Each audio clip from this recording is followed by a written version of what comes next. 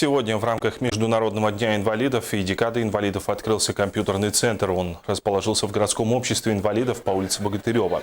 Центр заработал благодаря проекту молодого члена общества инвалидов Николая Винокурова и поддержке администрации города Якутска.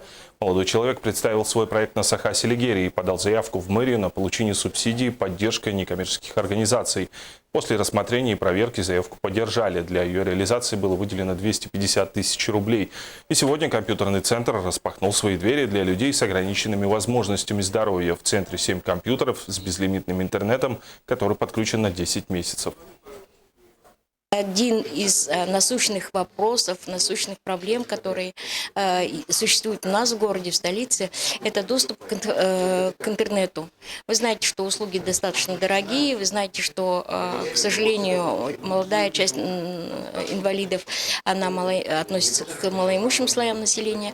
И поэтому вот сегодня мы рады тому, что администрация города Якутска, Александр Сергеевич Николаев поддержал нашу инициативу. Я думаю, что наш центр будет очень своевременным и очень актуальным.